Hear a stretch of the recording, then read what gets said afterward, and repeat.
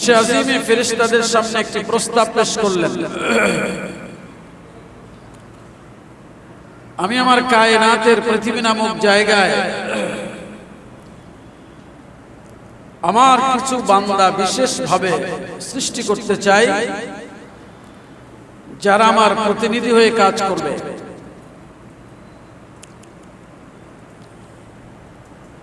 ফেরেশতারা চিন্তা করলেন, আল্লাহর ইবাদতের জন্য তো আমরাই রয়েছি, আবার কেন নতুন সৃষ্টি করবে?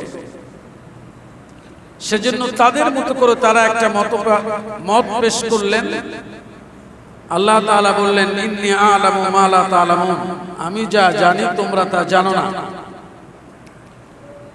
সেই পরিকল্পনার ভিত্তিতে আল্লাহ তাআলা আমাদেরকে এই পৃথিবীতে প্রেরণ করলেন। মানুষ হয়ে আমরা পৃথিবীতে আসলাম, আমাদের প্রয়োজনে আল্লাহ তাআলা এই পৃথিবীতে বসবাসের সমস্ত আয়োজন সম্পন্ন করে দিলেন। নদী নালা প্রবাহিত করলেন এবং সেখানে অগণিত মানুষের খাদ্যের প্রয়োজন পূরণ করতে মাছ সৃষ্টি করলেন। আল্লাহ তাআলা আমাদের জন্য বাতাস প্রবাহিত করলেন। মাটিতে আল্লাহ তাআলা গাছপালা সৃষ্টি করে দিলেন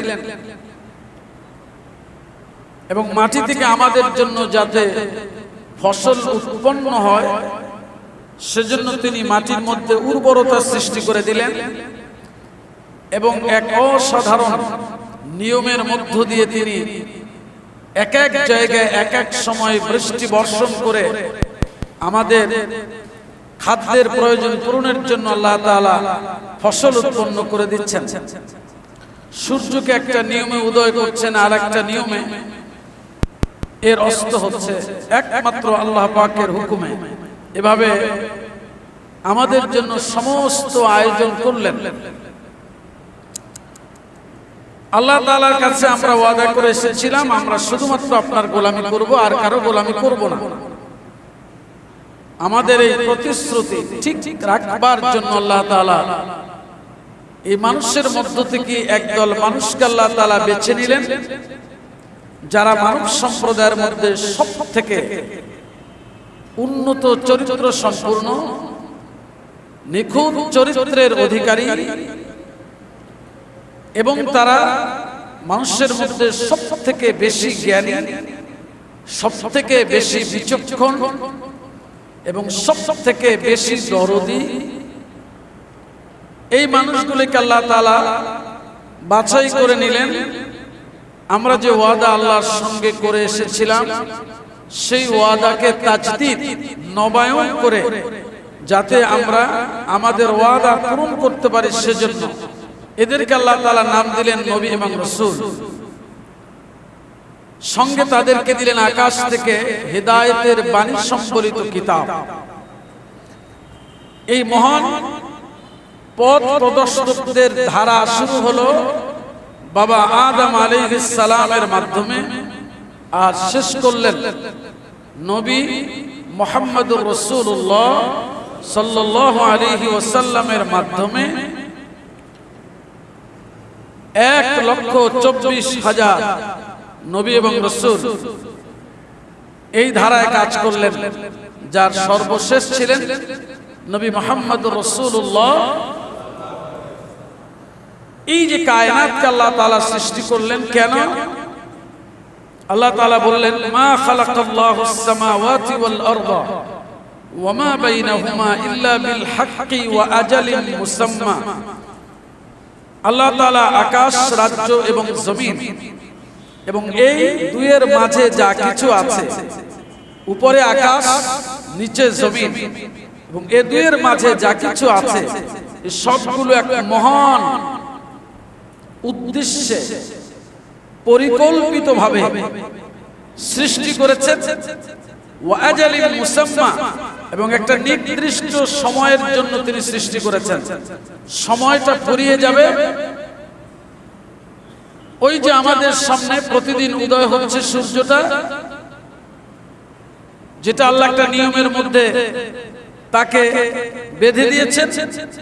হঠাৎ করে নিয়মটা ভেঙে সূর্য পূব আকাশ থেকে উদয় না হয়ে পশ্চিম আকাশ থেকে উদয় হবে। যে তারকারাজিগুলো নাকের ফুলের মতো আমরা দেখতে পাচ্ছি ঊর্ধ্ব জগতে, এইগুলো এই রকম না থেকে বিস্ময়কর ভাবে, অকল্পনীয় ভাবে একটার সঙ্গে আর একটা ধাক্কা লেগে চুরমার হয়ে ছিন্ন ভিন্ন হয়ে সব নিচের দিকে পড়ে যাবে। চাঁদ এবং সূর্যটা দুইটা একটার সাথে আর একটা লেগে খান খান হয়ে যাবে। অকল্পনীয় শক্তি সম্পন্ন পাহাড়গুলি তুলার মতো উঠতে থাকবে। নির্দিষ্ট সময় এসে গেলে সব খান খান হয়ে যে মহান উদ্দেশ্যে আমাদেরকে সৃষ্টি করা হয়েছে সেই মহান উদ্দেশ্য কায়েম করা হবে, অর্থাৎ কিয়ামতের ময়দান, হাসরের জগৎ। সম্মানিত হাজিরিন, এই যে নির্ধারিত সময়টা ফুরিয়ে যাবে, এই ফুরিয়ে যাওয়াটা প্রথম আলামত হচ্ছে নবী মুহাম্মদুর রাসূলুল্লাহ সাল্লাল্লাহু আলাইহি ওয়াসাল্লামের আগমন দিয়ে। সুবহানাল্লাহ বলুন। এতক্ষণ যে কথাগুলি বলেছি বুঝতে পেরেছি কিনা আমরা? তাহলে কায়নাত সাজানো গুছানো এই বিশ্ব ভেঙে চুরে খান খান হয়ে যাবে। এই যে ভেঙে চুরে শেষ হয়ে যাবে, এটার প্রথম আলামত হচ্ছে বিআসাতু নবিয়িনা মুহাম্মদ সাল্লাল্লাহু আলাইহি ওয়াসাল্লাম, আমাদের নবী মুহাম্মদুর রাসূলুল্লাহ সাল্লাল্লাহু আলাইহি ওয়াসাল্লাম যে আগমন করেছেন, এই আগমন হলো সব কিছু শেষ হয়ে যাবে এর প্রথম আলামত। কথা কি বুঝে আসছে? গত জুমায় বলেছিলাম কিয়ামতের আলামতের দুইটা ভাগ, একটা ছোট আর একটা বড়। ছোট আলামত সমূহের প্রথমটার নাম কি বলেন তো দেখি? কি বুঝলেন? বুঝেন? ছোট আলামত অথবা কিয়ামতের আলামত যে সূচনা হবে, এই সূচনাটা কি? চাঁদ দ্বিখণ্ডিত হওয়া না, রাসূল করিম সাল্লাল্লাহু আলাইহি ওয়াসাল্লামের যে আগমন, তিনি যে পৃথিবীতে এসেছেন, এই আশাটাই হলো প্রথম আলামত। সুবহানাল্লাহ বলুন। এই আলামতগুলো কিন্তু আজকে থেকে শুরু করলাম। আপনি আপনার শক্তি দিয়ে, মেধা দিয়া যতটা সম্ভব ধারণ করবার চেষ্টা করবেন। তাহলে প্রথম আলামত হচ্ছে রাসূল করিম সাল্লাল্লাহু আলাইহি ওয়াসাল্লামের পৃথিবীতে আগমন হওয়া। ব্যাপারটা না বুঝলে আপনার কাছে বেখাপ্পা লাগবে, কিন্তু আপনি যদি বুঝতে পারেন তাহলে সহজ হয়ে যাবে। একটু আগেই বলেছি 1,24,000 নবী এবং রাসূলদেরকে আল্লাহ প্রেরণ করেছিলেন আমাদেরকে হেদায়েতের রাস্তায় ডাকতে।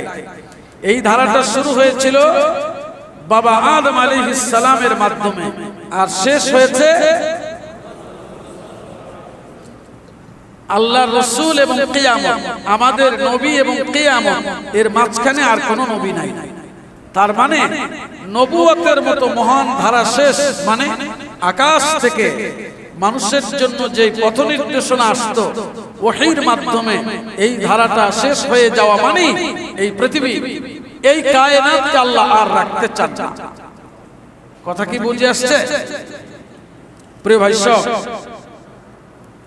রাসূল করিম সাল্লাল্লাহু আলাইহি ওয়াসাল্লাম বলেছেন, বুইসতু ফি নাসামিস সাআহ, আমি কিয়ামতের প্রথম বাতাসে আগমন করেছি।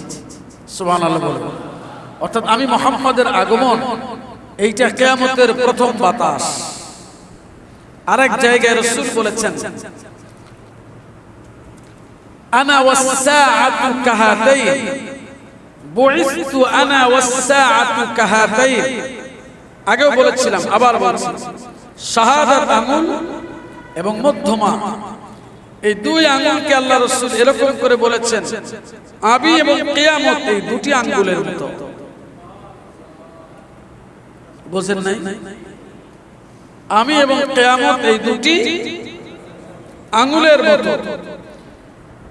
তার মানে আমার পরে কিয়ামত একেবারে নিকটবর্তী, এইটা যখন বলেছেন এখন থেকে প্রায় ১৫০০ বছর আগে উম্মতকে সতর্ক করেছেন। ১৫০০ বছর পার হয়ে গেছে, এখনো কি আপনাদের কাছে মনে হয় যে আরো ৫,০০০ কোটি বছর পৃথিবী বাঁচবে? বুঝাইতে পারিনি? তার মানে কি, যে আলামতগুলো তিনি বলেছিলেন সেই আলামতের জমানায় আমরা অবস্থান করছি। কথা বুঝে আসছে ভাইয়েরা? তাহলে ১ নম্বর আলামত হচ্ছে রাসূল করিম সাল্লাল্লাহু আলাইহি ওয়াসাল্লামের পৃথিবীতে আগমন। ২ নম্বর আলামত ওয়াফাতু নবিয়িনা সাল্লাল্লাহু আলাইহি ওয়াসাল্লাম, আমাদের নবী সাল্লাল্লাহু আলাইহি ওয়াসাল্লামের ইন্তেকাল। কথা বুঝে আসছে? আল্লাহ রাসূলের ইন্তেকাল ছিল কিয়ামতের আলামত সমূহের মধ্যে দ্বিতীয় আলামত। কথা বুঝে আসছে ভাইয়েরা? রাসূল করিম সাল্লাল্লাহু আলাইহি ওয়াসাল্লাম তাবুক যুদ্ধে অবস্থান করছিলেন। আউফ ইবনে মালিক রাদিয়াল্লাহু তাআলা আনহু বলেন, আতাইতু নবী সাল্লাল্লাহু আলাইহি ওয়াসাল্লাম ফি গাজওয়াতি তাবুকা ওয়া হুয়া ফি কুব্বাতিন মিন আদম ফাকাল উ'দুদ সিত্তাম বাইনা ইয়াদাই সাআ। তাবুক যুদ্ধে আমি রাসূলের কাছে গেলাম, তিনি একটি চামড়ার তৈরি তাবুর মধ্যে ছিলেন। আমাকে বললেন, এই শোনো, উ'দুদ সিত্তাম বাইনা ইয়াদাই সাআ, কিয়ামতের আগে ৬টি জিনিসকে গুণে রাখো। কয়টা? কিয়ামতের আগে ৬টি জিনিসকে গুণে রাখো। ১ মাউতি, আমার মৃত্যু। সুবহানাল্লাহ বলেন। আল্লাহ রাসূল বললেন আমার মৃত্যু, তার মানে আমার মরণ এসে যাওয়া মানে কিয়ামতের আলামতের প্রকাশ। কথা বুঝে আসছে ভাইয়েরা? ২ সুম্মা ফাতহু বাইতুল মাকদিস, এরপরে বাইতুল মুকাদ্দাসের বিজয়। এটাও ঘটে গেছে ফি আহদি উমর ইবনুল খাত্তাব রাদিয়াল্লাহু তাআলা আনহু। উমর রাদিয়াল্লাহু তাআলা আনহুর জামানায় এটা হয়ে গেছে। ৩ সুম্মা মুতান ইয়াখুযু ফীকুম কাকুআসিল গানাম, ছাগল সাদৃশ্য একটি রোগ আছে, মহামারী। এরপরে আসবে এই মহামারী, এই মহামারীটাও এসে গেছে। ওমর রাদিয়াল্লাহু তাআলা আনহুর শাসনামলে মাত্র ৩ দিনের মধ্যে হাজার হাজার মানুষের মৃত্যু হয়েছে। ৪ সুম্মা ইস্তিফাদাতুল মালি হাত্তা ইউতার রাজুলু ১০০ দিনারিন ফায়াযাল্লু সাখিতা। ৪ নাম্বার, এমন একটা সময় আসবে যখন সম্পদ অনেক বেশি বেড়ে যাবে এবং মানুষ এমন হয়ে যাবে যে তাদের কাছে একটা লোককে ১০০ দিনার দিলেও সে খুশি হবে না। এর মানে একটা মানুষকে বিপুল পরিমাণ অর্থ দিলেও সে খুশি হবে না। প্রিয় ভাই সব, এইটা বর্তমান জমানা চলছে। ব্যাখ্যা প্রসঙ্গের সুযোগ হলে সামনে বলবো, কিন্তু এটা আমরা সহজভাবেই বুঝি। মানুষ খুব দ্রুত সম্পদের মালিক হয়ে যায়, হয় না? খুব দ্রুত মালিক হয়ে যায়। ৫ নাম্বার সুম্মা ফিতনাতুন লা ইয়াবকা বাইতুম মিনাল আরাবি ইল্লা দাখালাতুহু, আরবের প্রত্যেকটা ঘরে ফিতনা ঢুকে যাবে। ৬ সুম্মা হুদনাতুন তাকুনু বাইনাকুম ওয়া বাইনা বানিল আসফার ফায়াকদিরুন ফায়াতুনাকুম তাহতা ৮০ গায়াতান তাহতা কুল্লি গায়াতিন ১২,০০০ ৬ নাম্বার হলো তোমাদের মধ্যে আর বনি আসফার নামক এই সম্প্রদায়ের মধ্যে একটা যুদ্ধের চুক্তি হবে, সন্ধি চুক্তি। এবং এই চুক্তিটা এরপরে তারা ভেঙে ফেলবে। ভেঙে তারা ৮০টা পতাকা উড়িয়ে তোমাদের দিকে যুদ্ধ করতে আসবে, যার প্রত্যেকটা পতাকার অধীনে ১২,০০০ করে সৈন্য থাকবে।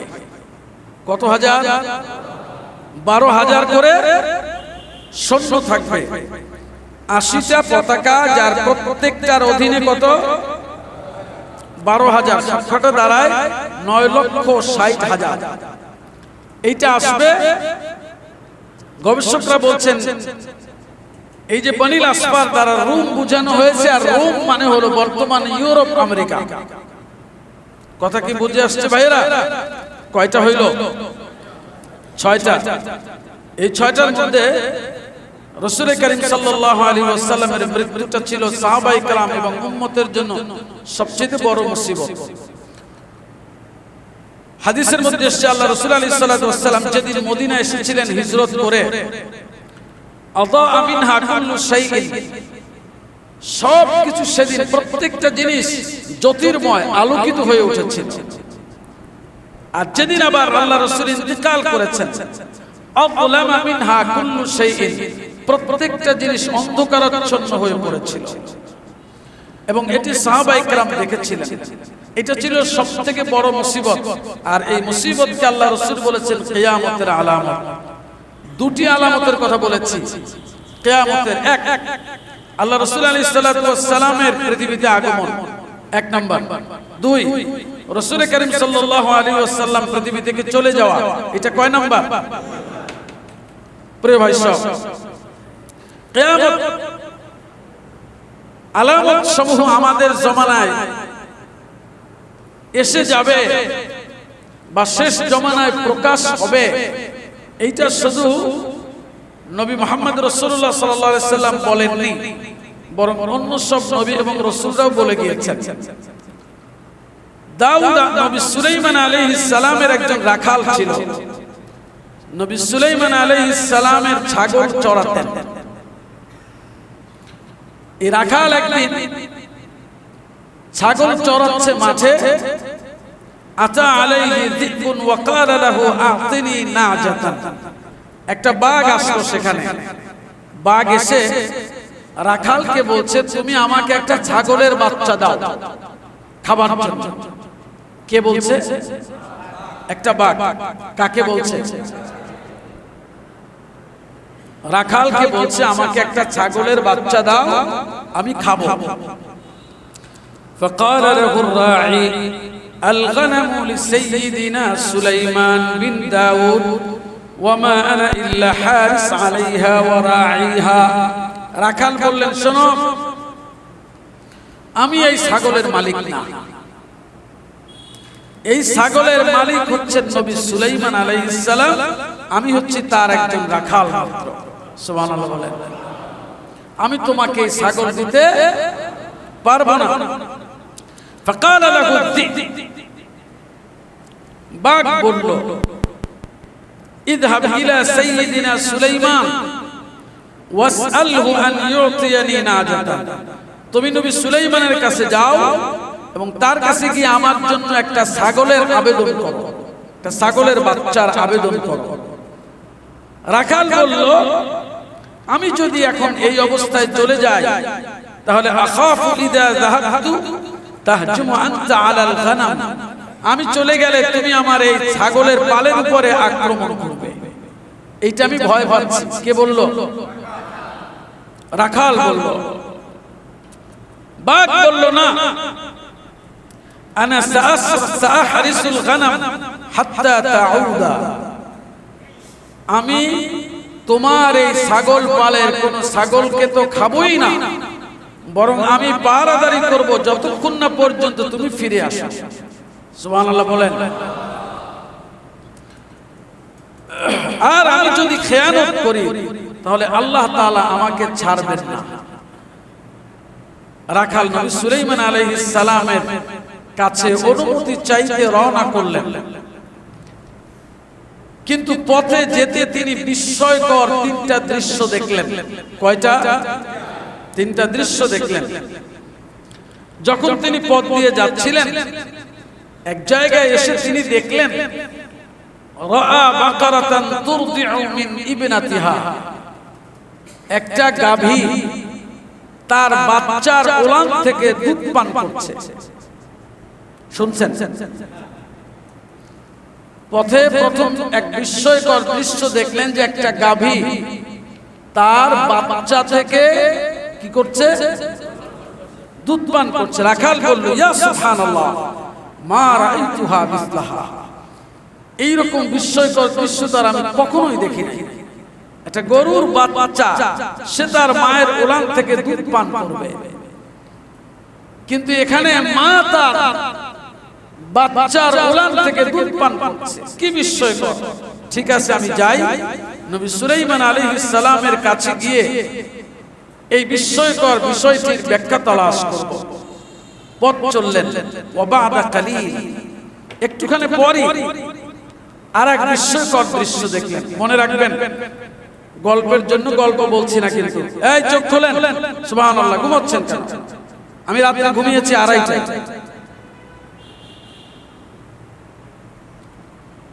এখন কথা বলছি, আবার রাতেও কথা বলবো। গতকালকে রাতেও কথা বলেছি, আবার এর মধ্যে পড়াশোনাও করেছি।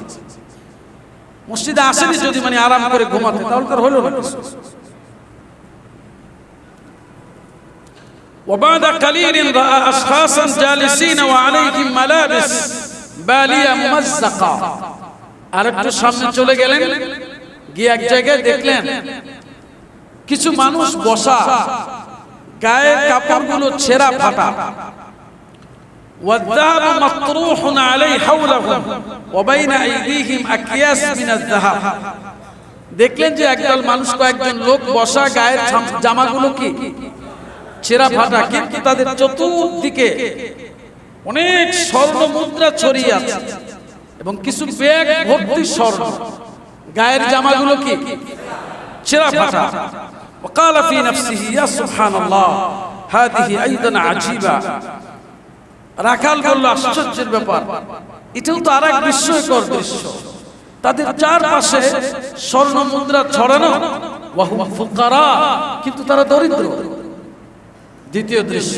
প্রথম দৃশ্য কি?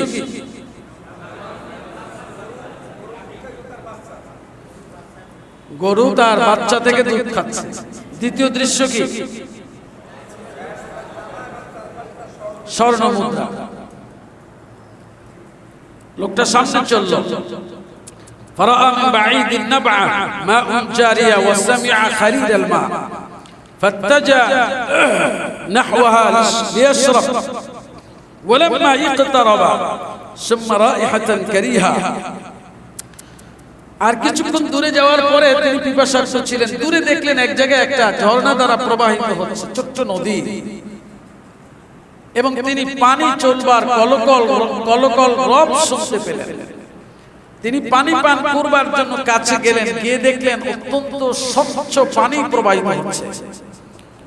তিনি সেখানে গেলেন পানি পান করবেন, কিন্তু যেই তিনি কাছে গেলেন অমনি তিনি অত্যন্ত দুর্গন্ধ পেলেন পানি থেকে। পানি কেমন ছিল? স্বচ্ছ।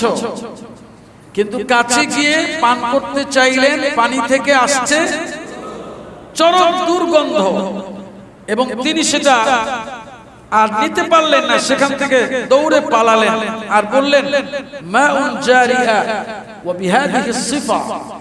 প্রবাহিত পানি, কিন্তু এই রকম দুর্গন্ধময়। মানে প্রবাহিত পানি তো দুর্গন্ধময় হওয়ার কথা না, কিন্তু দুর্গন্ধময়।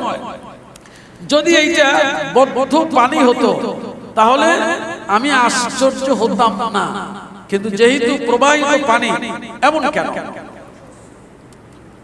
প্রিয় ভাই সব, তিনি তিনটা দৃশ্য দেখলেন। দেখে নবী সুলাইমান আলাইহিস সালামের দরবারে পৌঁছে গেলেন। নবী সুলাইমান আলাইহিস সালামের দরবারে পৌঁছে ফাসাল্লামা আলাইহি ওয়া আবলাগাহু আন তালাবিয যিকরি। তিনি সেখানে গিয়ে সর্বপ্রথম সবকিছু জানালেন, বাঘ সম্পর্কে বললেন। মনে আছে তো? নবী সুলাইমান আলাইহিস সালামের কাছে বাঘের আবেদন পৌঁছে দিলেন। নবী সুলাইমান আলাইহিস সালাম বললেন, যাও তাকে গিয়ে বলো আমি তাকে একটি বাচ্চা নেবার অনুমতি দিলাম, সেজন্য ছাগল পালের মধ্য থেকে সব থেকে যেইটা তার পছন্দ ভালো লাগে এইটা যেন সে নেয় এবং খায়। সুবহানাল্লাহ বলেন। আমি এই অনুমতিটা দিলাম। খেয়াল রাখবেন প্রতিটি কথা। নবী সুলাইমান বললেন, যাও অনুমতি দিলাম, আসমাহু লাহু আন ইয়াখুযা ওয়া ইখতারা না'জা ওয়া ইয়াকুলাহা। সে দেখবে আগে কোনটা সবচেয়ে ভালো, তার পছন্দ মতো একটা সে নিয়ে যাবে এবং খাবে। রাখাল বলল আল আমরু আমরুক, নবী সুলাইমান আপনার নির্দেশে নির্দেশ, আপনি যা বললেন এটাই আমি বলবো, কিন্তু আমি পথে কিছু বিস্ময়কর দৃশ্য দেখেছি, এইটার একটু ব্যাখ্যা আমাকে বলেন, মনে আছে? রাখাল বললেন নবী সুলাইমান আমি প্রথম দৃশ্য দেখলাম রাআইতু আউওয়ালান বাকারাতান তুরদিউ মিন ইবনাতিহা, একটা গাভী তার বাচ্চার ওলান থেকে দুধ পান করছে। সুবহানাল্লাহ, কি বিস্ময়কর! জবাবে নবী সুলাইমান বললেন শোনো, হাদা সায়াজরি ফি আখিরিজ জামান, আল উম্মাহাত সাতাজলিবুল বালা লিবানাতিহা লিতাকতাসিবা মিন মাআশিয়া। আর রাখাল শোনো, শেষ জামানায় এমন এক সময় আসবে যখন মায়েরা তার মেয়েদের জন্য বিপদ ডেকে আনবে।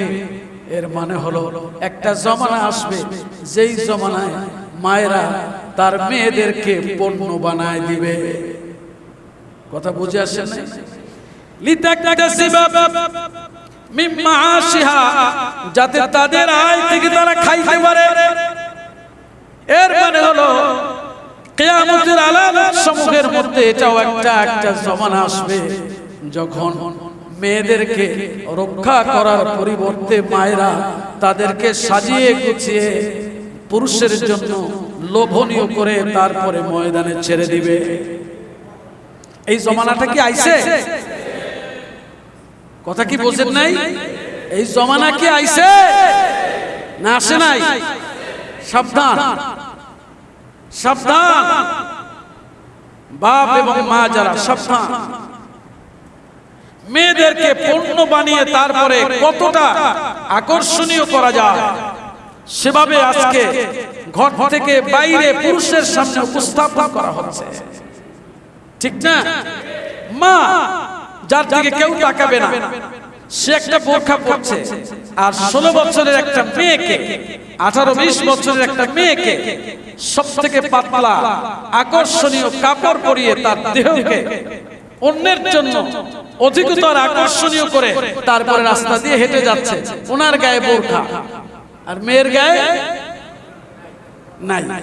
এর মানে হলো আপনি নষ্ট হয়ে যাওয়া, পচে যাওয়া আমকে ঢেকে রাখছেন, আর যে আমটা ভালো সেই আমটা আপনি মাসির জন্য উন্মুক্ত রেখেছেন। কথা কি বুঝে আসছে? নবী সুলাইমান বললেন রাখাল, এই দৃশ্যটা হচ্ছে রূপক, এটা আখিরি জামানায় প্রকাশ পাবে। কথা কি বুঝে আসছে ভাইয়েরা? আপনি সাবধান হন, একজন বাবা হয়ে আপনার মেয়েকে আপনি জাহান্নামের আগুনের জন্য তৈরি করছেন কিনা। নবী সুলাইমান আলাইহিস সালামের কাছে রাখাল বললেন নবী এর পরের দৃশ্য দেখলাম, ওয়ারাআইতু আইদান আগনিয়া বাইনা আইদিহিম যাহাব ওয়া মালাবিসুহুম বালিয়া। পথে কিছু লোকজনকে দেখলাম বসা, চতুর্দিকে স্বর্ণ মুদ্রা ছড়িয়ে আছে, স্বর্ণভর্তি ব্যাগ আছে, কিন্তু গায়ের কাপড়গুলো ছেঁড়া ফাটা, চারদিকে স্বর্ণ, কিন্তু মানুষগুলি দরিদ্র ফকির। এর মানে কি বুঝলাম না। নবী সুলাইমান বললেন শোনো, হাউলা কিতাউ তুরুক ওয়া লুসুস ওয়া কুল্লু মালিন আতা মিন হারাম ফাহুয়া মানজুউল বারাকা ওয়া সায়ুকসিরু ফি আখিরিজ জামানি মালুল হারাম ওয়া তাকাল্লাল কানাআ ওয়া তারতাফিউল বারাকা। নবী সুলাইমান বললেন শোনো, আখিরি জামানায় একটা সময় আসতেছে যখন সম্পদের প্রাচুর্য বেড়ে যাবে, প্রচুর পরিমাণে সম্পদ হবে, আর সম্পদগুলো আসবে হারাম রাস্তায়। কোন রাস্তায়? কোন রাস্তায়? হারাম রাস্তায়। কিন্তু ফাহুয়া মানজুউল বারাকা, এই সম্পদগুলি বরকত শূন্য হয়ে যাবে। সম্পদ হবে অনেক, কিন্তু থাকবে নাকি? আবার বলেন, সম্পদ হবে অনেক, থাকবে নাকি? এবং আল্লাহর দেওয়া নিয়ামত ভোগ করে যে সে তুষ্ট হবে, এই সম্পদে সে তুষ্ট হবে, এজন্য আল্লাহ বরকতকে উঠায় নেবেন। কোন জামানায়? আখেরি জামানায়। আপনার আমার সমাজে এই দৃশ্যটা আছে? লক্ষ্য করেছেন মানুষ পশুর চাইতে নিচে নেমে গেছে, এবং এই নিচে নেমে যাওয়াটা খুব সংখ্যায় কম না, বরং ভালো সংখ্যাটা কম, নষ্টের সংখ্যাটা বেশি। মাথায় টুপি আছে, রমজানে নামাজ পড়ে, কিংবা ঈদের সময় পাঞ্জাবি গায়ে দেয়, নিজের মুসলমানও বলে, কিন্তু গোটা ফ্যামিলি সুদ্ধা হারাম উপার্জনের উপরে পাহাড় করেছে। এই পাহাড় গড়াটা যে তার জন্য চূড়ান্ত পর্যায়ের নিচতা, ইমানের দৃষ্টিতে সাংঘাতিক অপরাধ, এই বোধ তাদের মধ্যে আছে। এইটা মাইক্রোস্কোপ যন্ত্র দিয়েও পাওয়া যাবে কিনা সন্দেহ হয়। বোধটাই নাই, আছে কিনা? ফলাফল কি? বিশাল সম্পদের মালিক, অসংখ্য অগণিত পরিবার, ব্যক্তি সুদে ঘুষে নানান হারাম পথ দিয়া সম্পদের পাহাড় করেছে, কিন্তু তাদের ঘরের মধ্যে একটা জাহান্নামের অগ্নিকুণ্ড হয়ে আছে। আমি কি বুঝাইতে পারছি? মানজুউল বারাকা, বরকত আল্লাহ কেড়ে নিয়েছেন, ফলে সম্পদের কোনো শেষ নাই, কিন্তু শান্তি বলতে কোনো জিনিস নাই। শান্তি বলতে কোনো জিনিস নাই। তার ঘরে সব আছে দুনিয়াবি আসবাবপত্র, কিন্তু স্বামী স্ত্রীর মধ্যে কোনো মিল নাই। ছেলে বাপরে কোনো সম্মান করে না, মেয়ে বাপ মারে কোনো পরোয়াই করে না। একটা বোকার মতো, অসহায় প্রাণীর মতো, নির্বোধের মতো সে অফিসে যায়, ব্যবসায় যায়, আল্লাহর নিষিদ্ধ পথে আয় করে ব্যাগ ভরে টাকা আনে, আর ছেলে মেয়ে বউ সবাই মিলে আমার ফুর্তি করে। আর এইটা আহম্মক বেকুবের মতো চাইয়ে চাইয়ে দেখে কিছু যে কইবে, এইটা কইবে তো দূরের কথা, ঘরে ঢুকবার আগে নিজের কাপড় চোপড়, তারপরে সে এটারে পরীক্ষা নিরীক্ষা করে ঢোকে যে সব ঠিকঠাক আছে কিনা। তাইলে সম্পদ তারে শান্তি দিল? হ্যাঁ, এই দৃশ্য আমাদের সমাজে আছে না নাই? সাবধান, সম্পদের জন্য আমরা যারা পাগল হয়ে গেছি, এটা আল্লাহর ওয়াদা। কিন্তু সূরা তাহা আল্লাহ বলেছেন, ওমান আরাদা আন যিকরি ফাইন্না লাহু মাঈশাতান দানকা ওয়া নাহশুরুহু ইয়াওমাল কিয়ামাতি আ'মা। যারা আল্লাহর জিকির থেকে মুখ ঘুরায় নেবে, আল্লাহ তাআলা তাদের জীবনকে সংকুচিত করে দিবেন। সব থাকবে, বাড়ি থাকবে, গাড়ি থাকবে, অর্থ থাকবে, বিত্ত বৈভব থাকবে, সমাজ জীবনের এলিট পারসন হিসাবে পরিচয় থাকবে, নেতৃত্বের বড় চেয়ার থাকবে। হঠাৎ শুনবেন নিজে নিজে গলায় দড়ি দিচ্ছে। বুঝাইতে পারি নাই ভাই? তো কথা বলেন না কেন? বাড়ি আছে, গাড়ি আছে, ব্যাংক বোঝাই টাকা আছে, সমাজের বড় একটা চেয়ার আছে, বড় মেয়ে হিসেবে পরিচিতি আছে, কি নাই তার চারদিকে, ও গলায় দড়ি দিল কেন? তাহলে গলায় দড়ি দিছে কি আউসে? ওর এই সমস্ত দুনিয়াবি আসবাবের মধ্যে দেখতেছে, ফ্রিজের দিকে তাকাইলেও দেখে এটা একটা যন্ত্রণা, ব্যাংকের টাকার দিকে তাকাইলে দেখে এটা আর একটা বিষধর সাপ, ছেলের দিকে তাকাইলে মনে হয় এইটা সাক্ষাৎ আজরাইল, মেয়ের দিকে তাকাইলে মনে হয় এইটা দুনিয়ার সবচাইতে ভয়ঙ্কর বস্তু, আর স্ত্রীর দিকে তাকাইলে নিজের প্যান্ট খুলে যায়। এই অবস্থায় ও দেখছে যদি আমি একটু শান্তি পাইতে চাই তাহলে রাস্তা একটাই আছে, সেটা হইলো গলায় দড়ি দেওয়া। তাহলে বোঝা গেল কি, সম্পদ তারে শান্তি দেয়। ইয়াহসাবু আন্না মালাহু আখলাদা, এই প্রকৃতির মানুষ সম্পর্কে আল্লাহ বলেছেন, এরা মনে করে সম্পদ তারে চিরদিন বাঁচায় রাখবে। আল্লাহ বলেছেন কাল্লা, কখনো নয়, লা ইউবাদান্না ফিল হুতামা, অবশ্যই তারে হুতামা নামক জাহান্নামে নিক্ষেপ করে দেওয়া হবে। রাখাল বললেন, নবী সুলাইমান, তৃতীয় দৃশ্য দেখলাম একটি স্বচ্ছ পানির ধারা, কিন্তু কাছে গিয়ে দেখলাম প্রবাহিত পানি স্বচ্ছ, কিন্তু দুর্গন্ধ এত বেশি, আমি পিপাসার্ত ছিলাম, চেয়েছিলাম পান করব, কিন্তু পারলাম না। মনে আছে? নবী সুলাইমান বললেন, শোনো, এই দৃশ্যটা হচ্ছে হাদা মুআযামু আহলিদ দ্বীন ফি আখিরিজ জামান, অতি গুরুত্বপূর্ণ কথা এটা। তারাহুম মিন বাঈদিন বিজিয়্যিদ দ্বীন فتقترب منهم لتستفيد ما يقربك إلى الله فتجدهم متعلقين في الدنيا والشهوات। প্রথম দৃশ্য ছিল গাবিতার বাচ্চা থেকে, দ্বিতীয় দৃশ্য ছিল মানে কিছু মানুষ চারপাশে স্বর্ণ মুদ্রা, গায়ের জামা ছেঁড়া ফাটা, তৃতীয় দৃশ্য স্বচ্ছ পানি। নবী সুলাইমান বললেন, শোনো, শেষ জমানায় একদল লোক হবে যারা দ্বীনের ধর্মের আহাল হিসেবে পরিচিত, ধর্মের লেবাস পোশাক পরিবেশ সাজানো থাকবে, আর সেখানে লোকেরা দৌড়ে যাবে এই আশায় যে তাদের কাছে গেলে এমন কিছু পাইবে যা তাদেরকে আল্লাহর নিকটবর্তী করবে।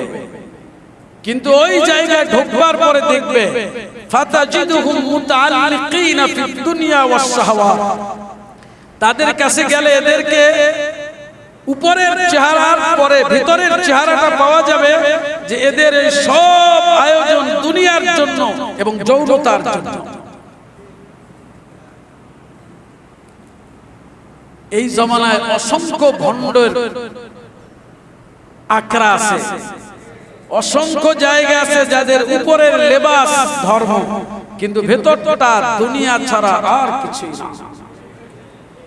এই জমানাটা কি পাইছি আমরা? প্রিয় ভাই সব, সাবধান। এই কথা শুনে ফাকাল আর-রাঈ নাউযু বিল্লাহি মিন আহলি যালিকাজ জামান, রাখাল বলল, আমি ওই জমানা থেকে আল্লাহর কাছে পানাহ চাই। রাখাল চলে আসলো ছাগলের কাছে, নবী সুলাইমান আলাইহিস সালামের কাছে দোয়া চাইলেন, ফিরে আসলেন। ছাগলরে রাখাল এসে বাঘরে বললেন, আইসে দেখলেন বাঘ তার ওয়াদা পূর্ণ করছে, সব ছাগলগুলির এসে পাহারাদারি করেছে। সুবহানাল্লাহ বলেন। বাঘ কি বলছিল? বাঘ রাখালরে বলছিল কি, ছাগল সে খেয়ানত করবে না। আর মুসলমান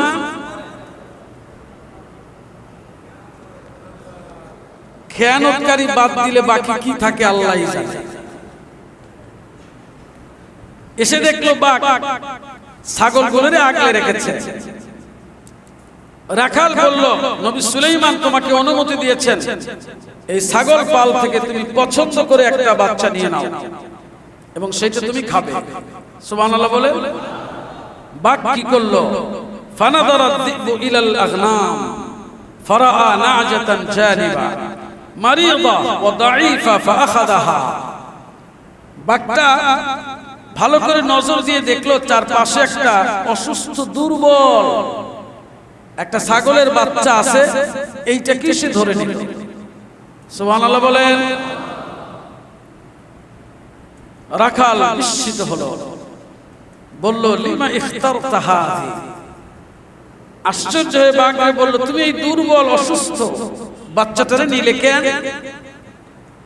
জবাবে বাঘ বলল, ও রাখাল শোনো, কেন আমি এই দুর্বল বাচ্চাটারে নিয়েছি? রোগা অসুস্থ কারণ হলো লিআন্নাহা গাফিলা আন তাসবিহি রাব্বিহা। আমি এই জন্য নিয়েছি কারণ এই বাচ্চাটা তার রবের জিকির থেকে গাফিল হয়ে আছে। কেন নিয়েছি? কারণ এই বাচ্চাটা আল্লাহর জিকির থেকে গাফিল, সে দুর্বল। সুবহানাল্লাহ বলেন। আল্লাহর তাসবিহ পাঠ করতে পারছে না, তাই আমি তাকে নিয়ে নিলাম। এর মানে হইল যেই লোক আল্লাহর ইবাদত থেকে, জিকির থেকে, তাসবিহ থেকে, গোলামি থেকে দূরে, ওইটার 5 পয়সার কোনো মূল্য আল্লাহ পাকের কাছে নাই। কথা বুঝে আসছে? আলোচনা শেষ। কিয়ামতের প্রথম আলামত নবী মুহাম্মদ সাল্লাল্লাহু আলাইহি ওয়াসাল্লামের আগমন। দ্বিতীয় আলামত নবী রাসূলুল্লাহ সাল্লাল্লাহু আলাইহি ওয়াসাল্লামের দুনিয়া থেকে বিদায় নেওয়া। এবং আখিরি জামানায় যেসব ভয়ঙ্কর বিপজ্জনক উম্মতের জন্য দুর্ভাগ্যের আলামত হিসাবে, কিয়ামতের আলামত হিসাবে যেগুলো প্রকাশ পাবে, সেই জামানায় আমরা আছি, যা শুধুমাত্র আমাদের নবী বলেননি, অন্য সব নবীরাও বলেছেন। আল্লাহ তাআলা আমাকে এবং আপনাদেরকে সত্যকে বুঝবার, ধারণ করবার এবং মেনে চলবার তৌফিক দান করুন।